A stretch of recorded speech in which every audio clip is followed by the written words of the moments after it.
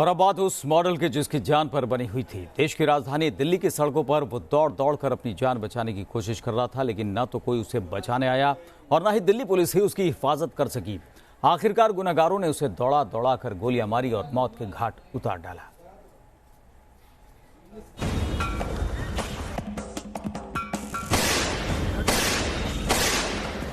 ये विनय की तस्वीरें हैं। विनय जो एक उभरता हुआ मॉडल था, लेकिन मंगलवार रात दिल्ली के करोल बाग इलाके में कुछ हत्यारों ने उसे मौत के घाट उतार दिया। उसका परिवार अब शवगृह के बाहर उसकी लाश का इंतजार कर रहा है। उनके लिए ये यकीन करना मुश्किल है कि उनका लाडला अब नहीं रहा। जो कि बड़े बेटे ने मेरे को फोन से बतलाया, पापा भैया को गोली मार दी। तब मैं गया तो BL में उसको लेके आए थे, ई रिक्शा में डाल के, कोई और तो व्हीकल मिला नहीं। और जब वो हॉस्पिटल पहुंचे तो डेड हो चुका था। मंगलवार रात विनय अपने भाई विकास के साथ घर लौट रहा था, तभी प्रसाद नगर के आर्य समाज रोड पर कुछ लड़कों ने उसे रोक लिया। इसके बाद दोनों के बीच कहासुनी हुई और फिर देखते ही देखते हमलावर ताबड़तोड़ गोलियां चलाने लगे।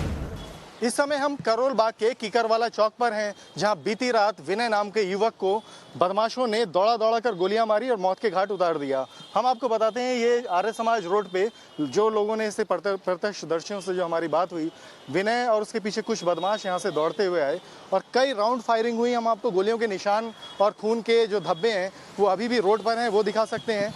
करीब इस पूरी रोड पर करीब 7-8 राउंड फायरिंग हुई। आप देख सकते हैं कि इस घेरे के अंदर खून के निशान भी हैं। यहाँ से पुलिस ने बुलेट के खोल भी रिकवर किए हैं, 1 पॉइंट 2 पॉइंट, और इसी तरीके से लगातार करीब यहाँ 50 मीटर के दायरे में गोलियाँ चलती रहीं। जगह जगह उस विनय का खून गिरता रहा और हमलावर उस पर अंधाधुंध गोलियाँ बरसाते रहे।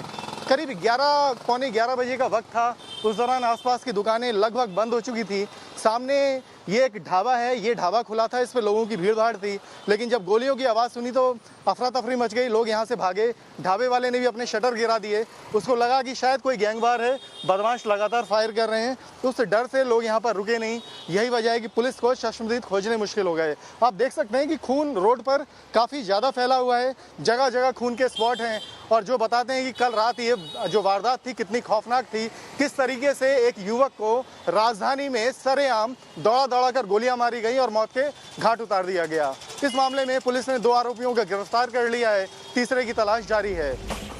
वारदात के वक्त विनय के बड़े भाई विकास ने उसे बचाने की कोशिश भी की, लेकिन हत्यारे अपने काम को अंजाम दे ही गए। हाँ, अचानक ही बिल्कुल। वो बल्कि ये मेरे को तो बड़े बेटे ने बतलाया कि पहले तो मैं ही गया था उससे बात करने के लिए, तो उसने उसको मारना स्टार्ट किया। उसके बाद छोटा उसको बचाने गया तो उसको उन्होंने गोली मार दी। पुलिस ने इस सिलसिले में इलाके के 2 लड़कों को गिरफ्तार कर लिया है। पुलिस का कहना है कि आरोपी आकाश और विनय के बीच 15,000 रुपयों के लेन देन को लेकर झगड़ा हुआ था, लेकिन ये बात विनय के परिवार के गले नहीं उतर रही।